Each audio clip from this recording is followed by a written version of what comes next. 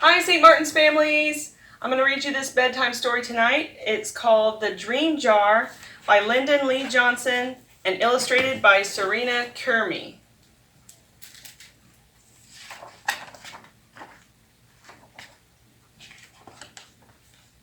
My sister and I share a sky blue room at the very tip top of the stairs.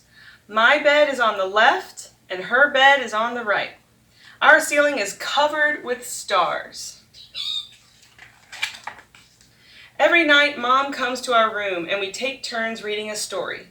She tucks us in, gives us a snuggle, turns down the light, and kisses us goodnight. Then my sister and I go to sleep. This is the way bedtime is supposed to be, but some nights it is not. Some nights I have bad dreams and my sister has to save me.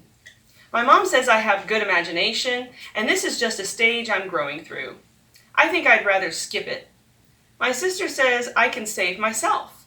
I think she's the one with the imagination. Because sometimes when night comes, my dreams turn real. My bed is in the middle of the ocean. Sea monsters surround me. Yikes!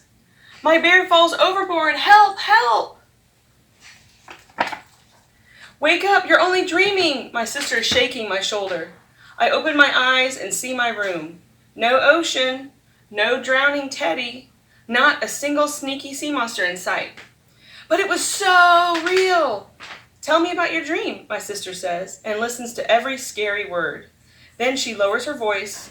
I think it's time to tell you the secret.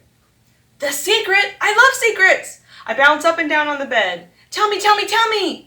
Mom told me the secret when I was your age. You can change the story of your dreams if you practice. Even if it starts out to be a bad dream, you can make it into a good one, a dreamy dream. What kind of secret is this? My sister knows almost everything in the world, but this is very hard to believe. Let's start with your bad dream.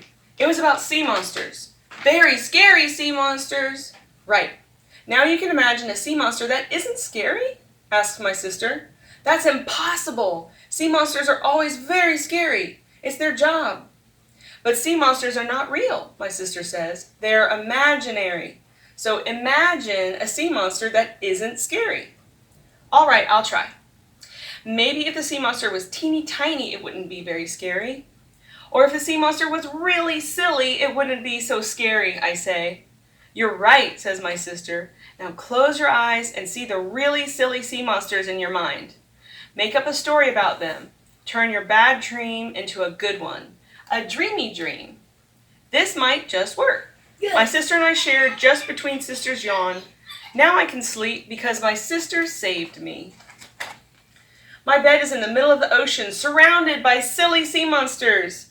One dives into the water and rescues my bear.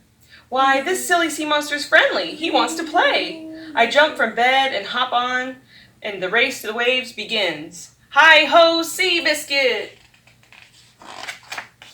Morning comes, and the sun shines on me. In my bed on the left of our sky blue room, right at the top of the stairs. It worked! My sister knows the secret of dreamy dreams, and she's always here to save me. Until, without even a teensy warning, something terribly horrible happens. My sister's invited to a sleepover. You can't go, I tell her. We are a team. You need to be here for me from bad dreams. We can never ever be separated for the rest of our lives, ever. I have an idea, my sister says. Let's make a list of things that make us laugh or feel good. Things we like to spend a long time thinking about. Playing in the park with lots of puppies, moonlight dancing with fireflies, playing leapfrog with frogs, being invisible spies, playing hide and seek in a field of sunflowers, taking over a toy factory, having magical powers, discovering a new purple planet, thinking up 3 wishes and a 4th just in case. Tonight you'll find the answer to your dreams, my sister tells me. Look for it when the lights go off. She smiles her most mysterious smile. That was hours ago. I check every clock in the house. Finally, it's my bedtime. I run up the stairs so fast my mother can't keep up. Where is it? Where's the answer to my dreams? Look on the nightstand, my mother says. There on the nightstand next to the laughing moon lamp is a plain jar covered in dark blue paper. I stare at the plain jar on the nightstand. I frown at the plain jar on the nightstand. Things are not always what they appear to be, my mother says, and she turns down the light. Suddenly, stars glow up on the dark blue paper. It takes my breath away. Your sister left you a note. It says, Mom smiles. She must be remembering. This is the dream jar I made for you, just like the one Mom made for me. When you're having a bad dream, the dream jar gives you the power to wake yourself up. Reach inside and take out one dreamy dream. Your mind will fill up with happy thoughts. Then you can change the bad dream into a good one. I take off the lid and look inside. There are lots of tiny rolls of paper tied up with blue string and little sparkling stars. The dream jar is magic. I can feel it. Mom reads me a story. She tucks me in, gives me a snuggle, turns down the light, and kisses me goodnight. But Mom, I can't sleep by myself. The terribly horrible dreams will get me. No, they won't, she says. Your sister gave you the dream jar. You will know what to do. Then she leaves me alone. I am not happy about this. I decide to stay awake all night. The dream jar glows by the light of the laughing moon. My eyes feel very sleepy. I am in a dark, scary shopping mall. All the lights in the stores are blinking on and off. I'm lost. Here's the escalator. I want to go home. Yikes! The escalators are alive and they're trying to eat me. Help, help, help! Wake up, you're only dreaming, I hear my sister's voice say. Look inside the dream jar. I open one eye, but my sister isn't here. Then I see the dream jar. I take out one dreamy dream. I untie the blue string carefully and roll the little piece of paper. I read the tiny words my sisters wrote just for me. You have a magic wand. Use it. I smile and close my eyes. I am back in the shopping mall. I point my magic wand at the chomping escalators and they melt into slippery, silvery slides that magically go up and down and all around. On one of the slides, I see my sister. She laughs and waves at me. Congratulations! This is a fabulously fun, dreamy dream. It is a fabulously fun, dreamy dream. I wave back and we share a just between sisters smile. Then we soar off on double loop-de-loops on the slide, shining with stars.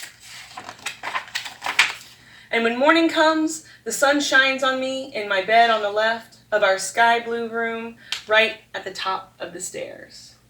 So now I'm going to show you how you could make your own dream jar if you'd like to. We keep old glass jars in our house, so I found this old pickle jar, and we tore and washed the label off, washed the inside, and dry it. And then if you have old tissue paper lying around, I have some blue and white striped tissue paper, or you can use pink, whatever your favorite color is. And you can tear pieces and use white Elmer's glue. And I recommend gluing the paper on the inside of the jar, so then the outside will still be smooth and easy to pick up. So you just pour some of this on the sides. You can rub it with your fingers, use a paintbrush, and then you stick the pieces of paper inside the jar and let it dry with the lid off overnight. And then you can roll up your little pieces of paper and you can put your own little dreamy dream ideas in the jar if you want to. All right, good night.